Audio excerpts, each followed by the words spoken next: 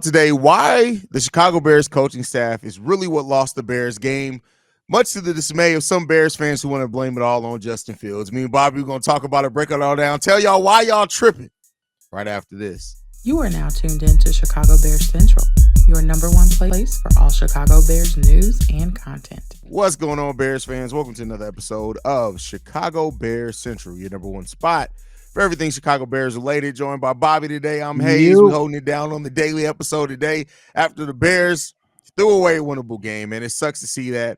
But a lot of the conversations come out of this now on why the Bears have lost the game. So a lot of initial kind of knee-jerk things went to Justin Fields.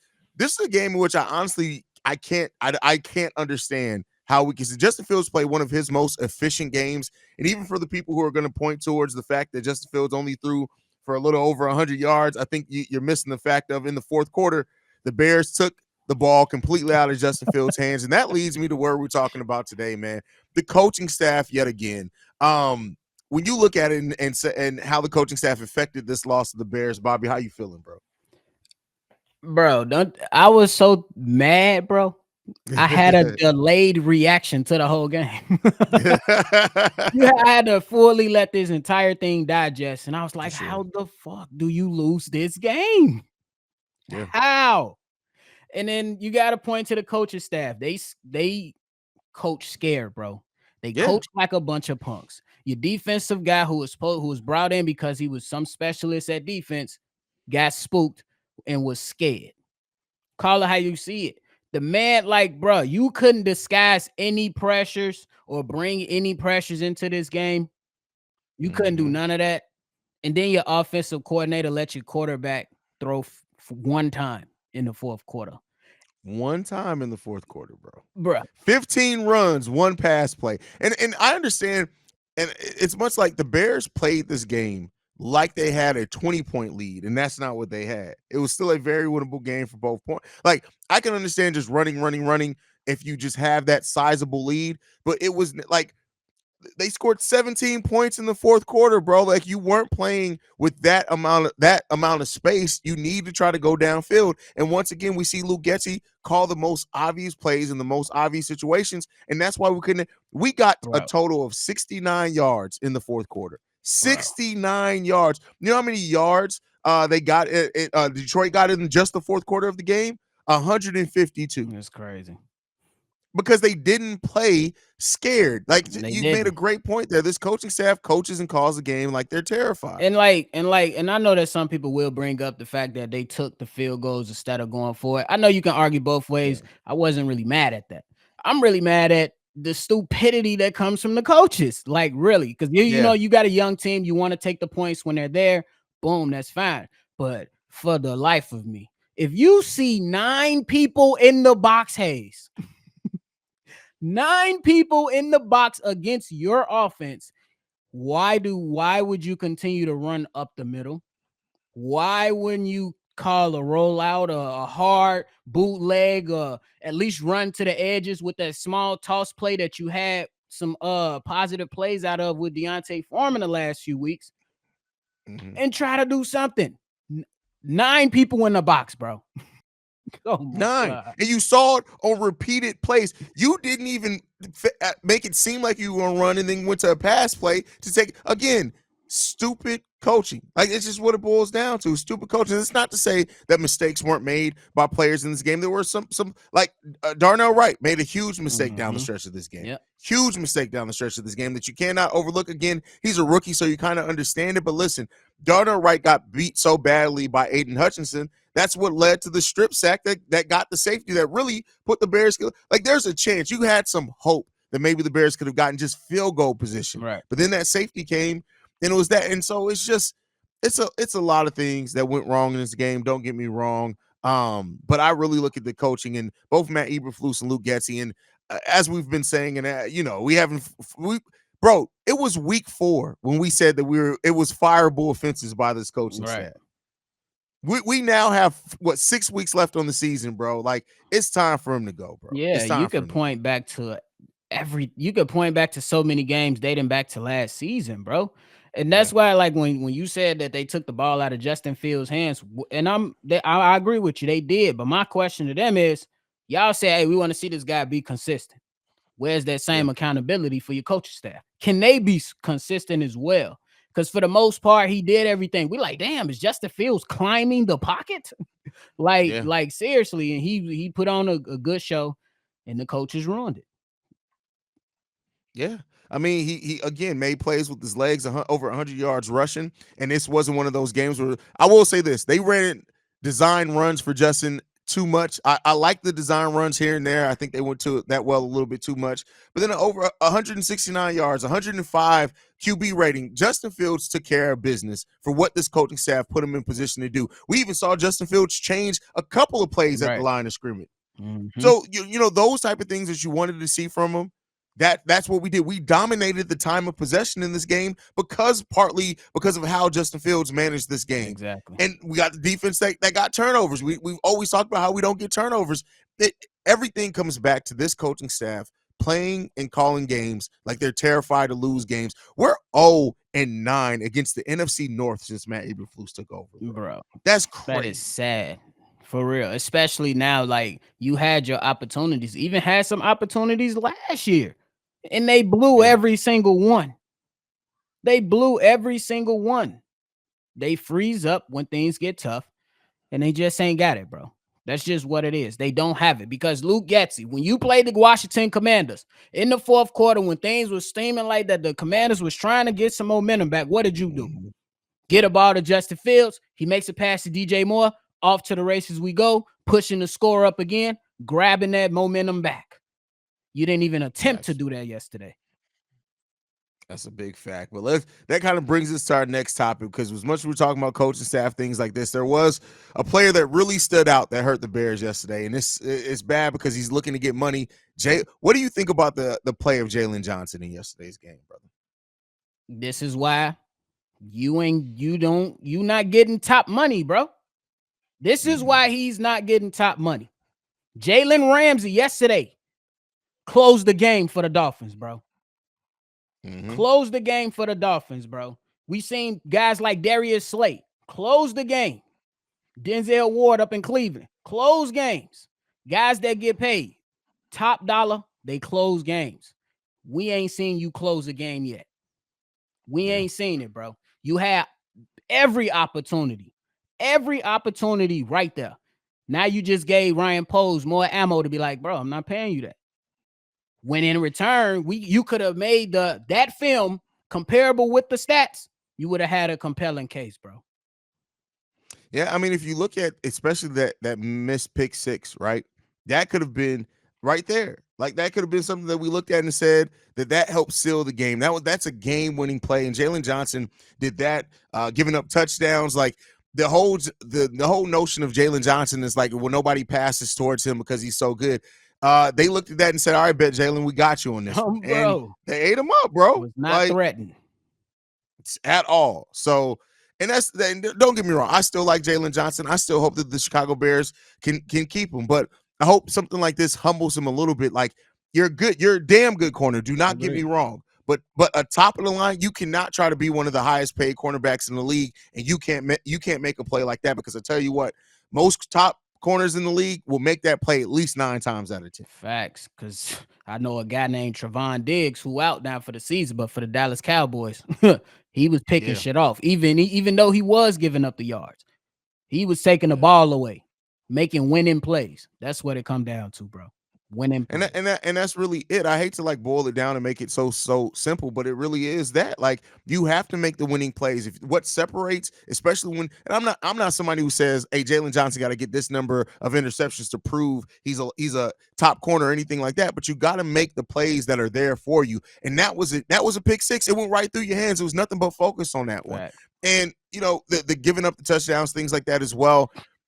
Jaylon needs to, I hope that he realizes and humbles himself and realizes you still have growing to do in this game. Right. And I would love to see you do it in the Chicago Bears uniform, but you are not the optimal version of Jaylon Johnson. At least I hope not. 24 years old, you better not be. You better still have room growth to do. And Jaylon needs to stop wanting to be paid like he's the peak yet, and he's not reached his peak quite yet. If you want to sign a shorter term deal, cool. Sign a 2-year deal. That's cool. But to get back in free agency sooner. But right now, if you wanted to make this game changing money, it's probably not coming for you. Every team in the league is looking at that and saying, "Hey, you're not worth that much, my guy." That's it. So I'm all on board with that, for real. Facts. Now moving away from the game, man, we had a tweet from Martellus Bennett. It's crazy talking about Bears ownership. He said this: Bears ownerships lack futurism. The entire business model is built on selling the past. The 85 Bears, they're always trying to recreate that old product instead of buying into and producing a new product.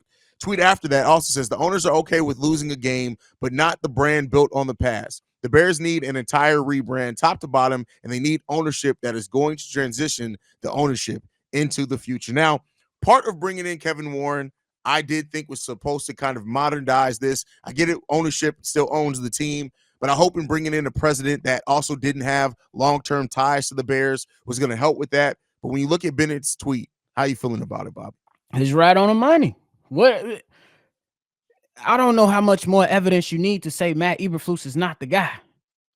Yeah. I don't know how much evidence you need to say that Luke Getsy is not the guy. But yet, all we hear is, hey, the Chicago Bears don't fire coaches within the season. That's all we hear. Then we hear a lot of we go out and we sign defensive head coaches. Like, I'm not saying it's we should be against them because you got some good ones. But for the problems that we had, we needed an offensive mind up in there, especially if you want to change the narrative. You've been doing the same thing forever. Defensive coaches, let's lean on monsters of the midway. Let's bring that old Bears dominant defense back with the mediocre quarterback play. I'm sorry, y'all. You ain't winning many games if you ain't scoring over 20 points in nowadays, bro. That's what it come down to. You got some teams that can stop teams weekly, but when the playoffs come around and you got all that time to game plan for stuff, typically those dominant defenses get sent home by more high-powered offenses, bro. We got to, so he was right on the money. We got to get right. We have to get right. I mean, listen, the game changes, the game evolves, and if you keep trying to recreate what you did before, and I've said it before, I'm a victim of it. What did I say coming into the season? I would love to see the monsters of the midway back. And this tweet made me also realize, like, I am still holding on to my affinity, not for the 85 Bears, I wasn't even alive there, but for what this Bears team's identity has been. We've always been one of those teams. When we made it to the Super Bowl with Rex Grossman, that defense was generational. The offense was mid, right? And you at some point have to realize that you have to evolve with the game. Offense is the name of the game. That doesn't mean still don't build a great defense. That's not what we're saying at all. But if you don't bring in an offensive mind to help cultivate the talent that you have here, you're going to always find yourself behind the 8 ball. And that's what we're seeing happen right now with the Chicago Bears franchise. We are behind the 8 ball. That's why when they move on from Matt Eberflus, when they move on from Luke Getsy, I do hope they do something different. Defensive-minded head coaches are cool. Don't get me wrong. But if you got that, you need an offensive strategist at the offensive coordinator. You brought in somebody who had never called a play at the NFL level before, and it's showing. Facts. It shows all the time. Yeah, we got to grow. And now you have this quarterback who is a completely different style quarterback than what we're used to, things like that. And if you keep bringing in these defensive minds, you're always going to miss out on it. And regardless, even if you do move on from Fields at some point in time, you have to catch up with the times. And hopefully the Bears ownership has a person in Kevin Warren and in Ryan Poles that can get there, but we haven't really seen it per se. I do think the way Ryan Poles drafts, even trying to get Velus, right? You're trying to get a player that could have been maybe a positionless player for you, but at some point we have to evolve. And I hope that it comes sooner rather than later, because if we don't, we're going to ruin yet another quarterback. And more than just that, you got Jaylon Johnson here. Get creative in using Roschon. Thank you. Get creative in using those type of players. DJ Moore, Darnell Mooney, whoever it is. You bring in Marvin Harrison Jr. to this team, and you have a team that's still going to be defensive minded and can't call offense to save your life. It don't matter at that point. And if you keep bringing in this talent and you have coaches that can't cultivate it, what we doing here, bro? What's the goal of what we doing here, man? To keep running this same cycle. That's why I'm on the side of, hey, let's figure this thing out. We know the coaches ain't it. But let's hope that we can get an experienced guy, and whether that's a head coaching or at least at the minimum experience calling plays in this NFL that has been a part of a good coaching tree with a good track record. No more, you know what I'm saying? No more just let's guess and let's see. You know what I'm saying? Let's see if he can turn into a good coach. No, we need somebody that has a reputation of doing something good around this NFL other than just a few years as a coordinator. That's how I'm looking at it, because it's just, if anybody can go on NFL Next Gen stats, even if you Yeah. look at Justin Fields or Tyson Bagent, look at their pass charts. You can look it up your damn self. These guys don't throw in the middle of the field. And now I know, understand that one reason is to say, hey, that'll cut down on turnovers. But at some point, bro, you got to have something to where you can adjust to attack the middle of the field, depending on what the opposing team is doing. Nah, these guys, they just not good enough. I believe that's what it finally comes down to. Sometimes guys are just good as coordinators, like Josh McDaniels. He's just a good coordinator. That's it. And that's fine, right? You can still make a hell of a career being a really good coordinator. Yep, for sure. That's it. You just can't be the head coach. That's it. That's Man. it. All right. Before we get out of here, I want to talk a little bit. I put this on here. If the criticism on Justin Fields, and I want to make sure that I make this clear. I'm in no way saying that Justin Fields is beyond criticism, because I feel like everybody who puts on the jersey and plays in any sport is open to criticism. That goes to if you're the GOAT of your sport. Everybody's open to criticism. But y'all, and by y'all I mean the fans, have to stop with this lazy ass criticism of Justin Fields. Are there things to criticize with him? Absolutely. Do not get me wrong on that. But Justin Fields played one of his most efficient games. And for people to come away from that because of that final play and say, this is all on Justin, I'm sorry, that's lazy. And I got to start doubting how much football you guys watch, but not only watch, how much do you actually comprehend in the game that you're watching? Because you can watch something all day and not comprehend a goddamn thing. And I'm really starting to think that, unfortunately, a lot of this fan base doesn't comprehend past the narrative that they already have. And I'm sorry, that literally by definition makes you an idiot. How you feeling, Bob? I'm going to say it like this.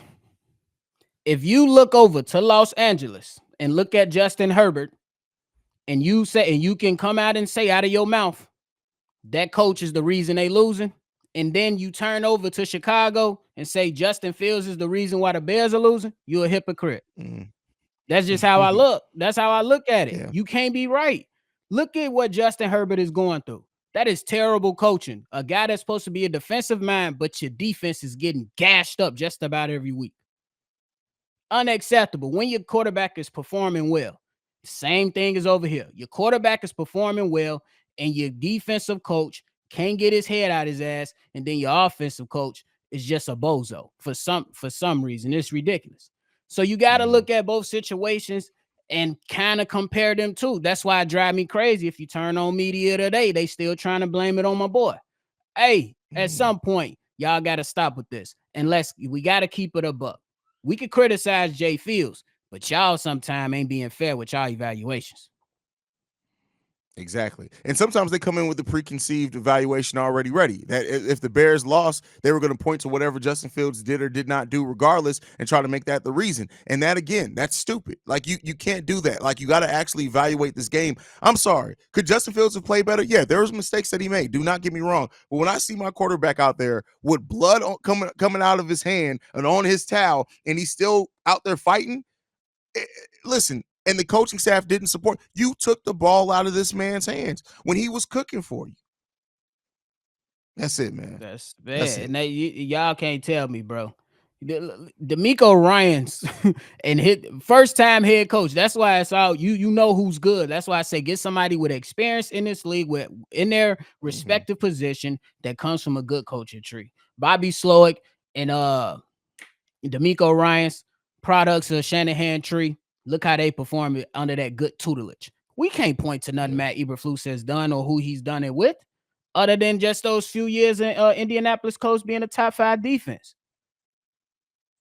We need more, man. We deserve more. And y'all got to come with something different, bro. Especially to the clown that's with WGN radio talking about the man should have never celebrated. Boys, you slow? Did you just try to tell him to shut up and go play again? Nah, bro. That's we passed exactly those what times. He said, bro. We passed those times, so you need to cut it out. Players do it all the time. They point, they throw their hands up and say first down. This is a part of the game. If you don't like it, stop watching it. For real. Exactly. I couldn't said it any better myself. Bobby, I got nothing left to add, man. Tell the people where they can follow you. Let's get up. Man, y'all can hit me up on Shy Boys Podcast, NBA Central, and on Mondays and Thursdays at Players Choice. Make sure y'all tune in, man. Y'all can follow me at CEO Haize, and CEO Haize.